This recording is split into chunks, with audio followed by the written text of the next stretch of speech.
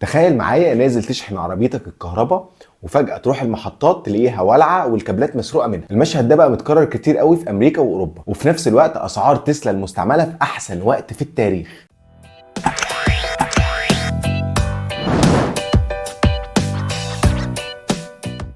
في فيديو النهارده هنتكلم على 3 مواضيع خطيره جدا بخصوص تسلا. هنتكلم على التخريبات اللي بتحصل لمحطات الشحن بتاعه تسلا وازاي ده اثر على المستخدمين، والتحقيقات قالت فيه ايه، خساره اسهم تسلا التاريخيه، وايه الاسباب اللي ادت لكده، الظاهره العجيبه اللي بدا المستخدمين من عربيات تسلا يغيروا اللوجو واسمها وبيسوقوها على انها عربيات تانية، وازاي ده بيعكس عدم الثقه في الشركه. خليك بقى معايا عشان هنتكلم بالتفاصيل، وعايزك تشاركني برايك في النهايه. It's safe to say Tesla is in trouble. Elon Musk has had a rough few days. Growing rage against Elon Musk. His close relationship with Donald Trump hurting Tesla's car sale. اول حاجه هنتكلم على عمليات التخريب اللي زادت قوي في الشهور الاخيره دي. بقت عمليات التخريب بتاعت محطات تسلا للشحن السريع بقت ظاهره مقلقه جدا، بالذات في امريكا واوروبا. تقارير الكتريك المتخصصه اكدت ان عدد المحطات المتضرره يوم بعد يوم بيزيد، وفي امريكا بالذات حصلت حرائق لمحطات تسلا كتير، وفي تقارير الشرطه اكدت ان الحرائق دي متعمده. الموضوع مش محدود بس على امريكا، ففي فرنسا والمانيا اتحرقت عربيات تسلا في الشوارع بشكل غريب جدا. مثلا في كاليفورنيا دمروا 10 محطات شحن بالكامل، وده طبعا اثر على مئات المستخدمين ان هم يقدروا يشحنوا عربياتهم. وفي برلين ألمانيا مجموعة مجهولة أعلنت عن مسؤوليتها لتخريب المحطات بدعوى إنهم ضد العربيات الكهربائية. وكمان انتشرت فيديوهات كتير على السوشيال ميديا بتوضح أشخاص هم بيدمروا كابلات الشحن، وكتير منهم بيشتموا تسلا وإيلون ماسك بشكل واضح. Tesla dealerships in Manhattan, Boston, and Tucson, Arizona, calling for a boycott.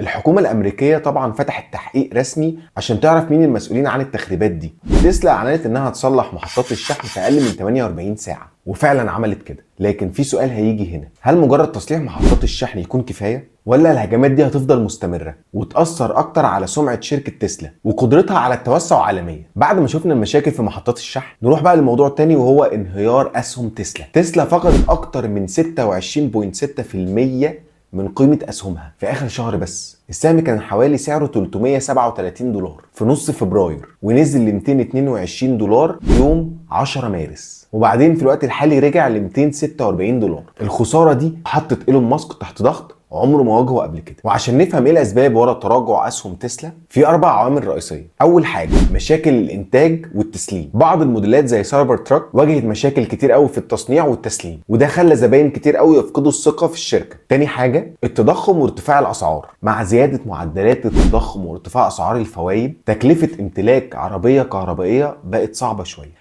تالت حاجه تراجع الحوافز الضريبيه. الحكومه الامريكيه قللت الدعم والحوافز على الضريبة المخصصة للعربيات الكهرباء، وده أثر على جاذبية عربيات تسلا مقارنة بالمنافسين. رابعا تصرفات إيلون ماسك المثيرة للجدل دائما. ماسك معروف بتصريحاته الغريبة وتغريداته المثيرة للجدل اللي دايما بتسبب قلق للمستثمرين وبتأثر سلبا على شركة تسلا. في وسط الأزمة دي بيظهر ترامب في الصورة بخطوة مفاجئة. أعلن ترامب إن هو هيشتري عربية من تسلا داعما لإيلون ماسك في وسط الأزمة اللي بتمر بيها الشركة. بس هل فعلا الخطوة دي هتساعد ولا ده مجرد شو إعلامي؟ الاحتجاجات ضد تسلا بدأت تكبر. حملة تسلا تيك داون بقت ترند عالمي بسبب قرارات إيلون ماسك المثيرة للجدل. الاحتجاجات دي مش بس بتأثر على صورة تسلا، دي بتزيد من قلق المستثمرين حول مستقبل تسلا. هل اللي بيحصل ده تراجع مؤقت بالنسبة لتسلا، ولا احنا بنشهد بداية أكبر انهيار لأكبر شركة عربيات كهرباء في العالم؟ الوضع الحالي ده محتاج رد فعل سريع من شركة تسلا ومن الإدارة لاستعادة ثقة السوق. وبسبب الأزمات الكبيرة والكتيرة اللي بتواجهها تسلا دلوقتي، أسعار العربيات المستعملة بتاعتها وقعت بشكل ملحوظ جدا. يعني مثلا واحدة من أهم العربيات عند الشركة اللي هي تسلا موديل واي 2021 كانت بتتباع زي دلوقتي السنة اللي فاتت ما بين 40 أو 45 ألف دولار مستعملة. تعالى دلوقتي نفس العربية دي نفس الموديل شوفها دلوقتي بتتباع بكام، هتلاقي بتتراوح أسعارها من 30 ل 35 ألف دولار.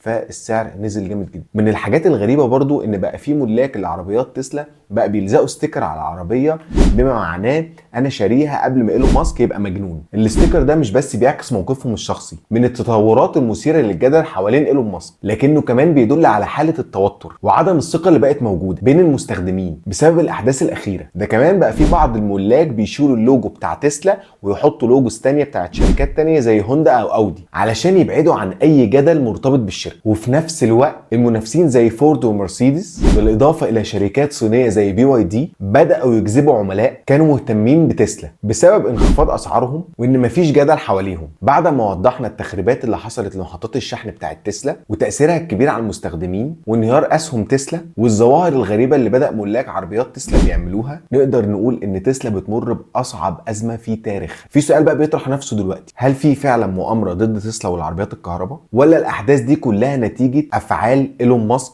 شخصيا؟ وهل الشركه هتقدر تعدي من الازمه دي وتستعيد ثقه المستخدمين والمستثمرين؟ محتاج تقول لي رايك في الكومنتات، وهل فعلا دي بدايه النهايه لشركه تسلا؟ انا محمد الصاوي واحنا هنا في اينوكس بنتكلم على اي حاجه ليها علاقه بالتكنولوجي، ورمضان كريم عليكم وكل سنه وانتم طيبين، واشوفكم في فيديوهات جديده ان شاء الله.